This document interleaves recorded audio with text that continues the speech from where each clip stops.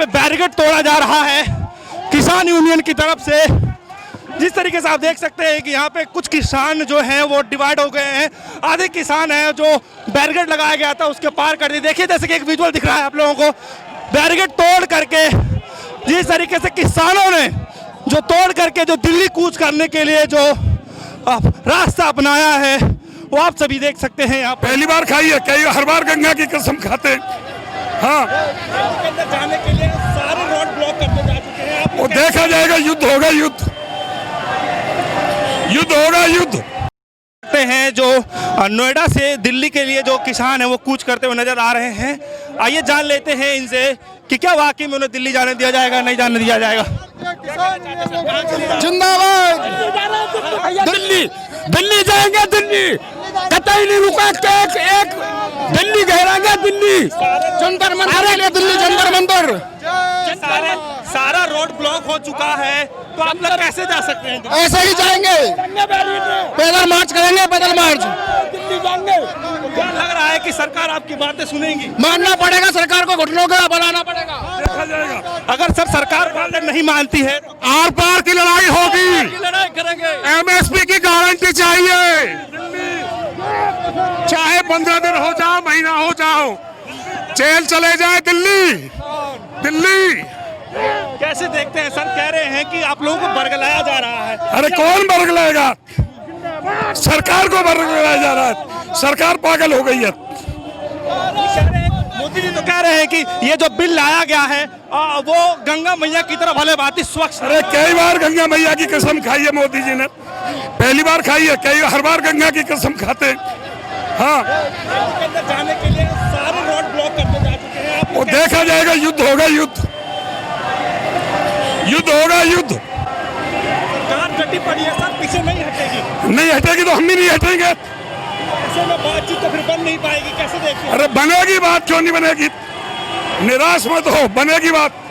युद्ध होता है, एक पक्ष जीतेगा, कोई जीत हो कब तक जारी रहने वाली है? आर पार की। आप सभी देख सकते हैं यहाँ पर जो किसान हैं वो आर पार की लड़ाई चाहते हैं।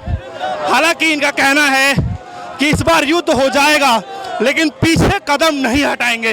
जैसे मैं अपने कैमरामैन से एक बार दिखाना चाहूंगा कि जिस तरीके से जो ताज एक्सप्रेसवे है जो कि ग्रेटर नोएडा से जो दिल्ली के लिए आता है उसके लिए पुलिस ने पूरी व्यवस्था लगा दी है। और जिस तरीके का विजुअल देख सकते हैं, किसान जाना चाहता है लेकिन जो किसानों का जो ट्रैक्टर है वो रोकने की कोशिश की जा रही है। और संभवतः ऐसा देखने को लग रहा है कि किसानों को रोक दिया जाएगा, लेकिन किसानों के अंदर जिस तरीके से जो आक्रोश है ऐसा लग रहा है कि वो रोकने से भी नहीं रुकेंगे और अपनी जो मांगे हैं वो आज ले करके रहेंगे। जैसे कि बैरिकेड को तोड़ते हुए आपको विजुअल देख सकते हैं, तो यहाँ पे बैरिकेड तोड़ा जा रहा है किसान यूनियन की तरफ से। जिस तरीके से आप देख सकते हैं कि यहाँ पे कुछ किसान जो हैं वो डिवाइड हो गए हैं। आधे किसान हैं जो बैरिकेड लगाया गया था उसके पार कर दिए। देखिए जैसे कि एक विजुअल दिख रहा है आप लोगों को, बैरिकेड तोड़ करके जिस तरीके से किसानों ने जो तोड़ करके जो दिल्ली कूच करने के लिए जो रास्ता अपनाया है वो आप सभी देख सकते हैं यहाँ पे। आइए जानते हैं और लोगों से क्या कहना। सर आप लोगों ने जो बैरिकेड तोड़ा है जी, हाँ, कैसे? देखिए हम इस देश विरोधी सरकार के खिलाफ खड़े हैं, क्योंकि ये जो काले कानून है, ये जो सरकार किसानों के खिलाफ 3 कानून लाई है, इन कानूनों के खिलाफ है। और हमारा सारा हिंदुस्तान का पूरा किसान आज सड़कों पर है। अगर सरकार को क्या दिक्कत है 3 बिल वापस लेने में? जब आप सरकार चला रहे हो, आपके हाथ में सब चीज़ है, तो आप क्यों हम परेशान कर रहे हैं? अन्नदाता, जब देश का अन्नदाता दुखी है, जो तुम्हें अन्न उगाता है उसके पसीने से आपको बदबू आ रही है दिल्ली में आने से, तो उसका अन्न क्यों खाते हो? ये हमारा अन्न खाना छोड़ दो, अपने उस पर जियो ना, अडानी अंबानी के सोना और उस पर चांदी खाओ ना आप लोग भी। सरकार तो बातचीत करना चाह रही है सर, आप लोगों को क्या बातचीत कर रही है? क्या चीज़ है इनके लिए 3 बिल? क्या चीज़ है आप ये बताइए, इनके लिए 3 बिल क्या चीज़ है? जब ये 3 बिल वापस नहीं ले सकते तो ये क्या वार्ता करेंगे हम लोगों से?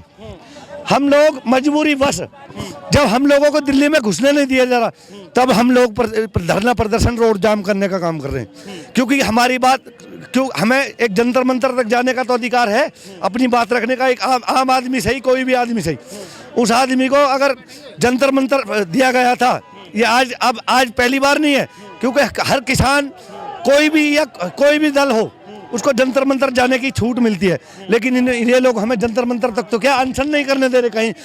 लेकिन सर समस्या यहाँ पे है कि एक तरफ प्रधानमंत्री मोदी जी बनारस से जा करके किसानों को संबोधित कर रहे हैं, कह रही है जो बिल है बिल्कुल गंगा मैया की तरह स्वच्छ है, तो कैसे इसमें, क्योंकि सरकार झुकने वाली नहीं लग रही है। आप मानते हो इनकी बात गंगा मैया की तरह साफ है? ये जब प्रधानमंत्री 15 लाख का कहता है कि जुमला था, ये ऐसे ही तो है इनकी बात। ये आपको पता है, सबसे पूरा विश्व में उठा के देख लो, सबसे झूठा प्रधानमंत्री हिंदुस्तान का प्रधानमंत्री नरेंद्र मोदी है। लेकिन अभी ये जो हमारा चौथा स्तंभ है ना हमारा हिंदुस्तान का, वो बिका हुआ है।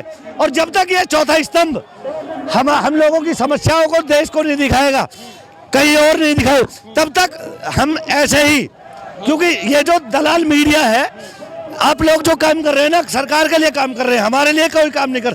अगर आपको उठानी है तो जनता की आवाज़ सामने लाए, जनता की आवाज़ को सबके सामने दिया जाए, क्योंकि जनता परेशान है, किसान परेशान, इस देश का जब तक अन्नदाता परेशान रहेगा तब तक इसका कोई देश का कोई और चरित्र नहीं रहता। जय जवान और भय जवान का एक नारा सामने आ रहा है। विपक्ष की सत्ता में बैठे हुए लोग इस चीज को उजागर नहीं, ये हो गया है किसान। देखिए, लाल बहादुर शास्त्री जी ने ये नारा दिया था, जय जवान और जय किसान।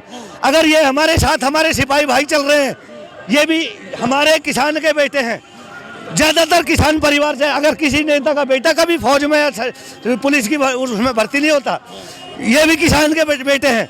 अगर आप आज हमारे पेट पर लात मार रहे हो, कल इनके पेट पर लात मारोगे।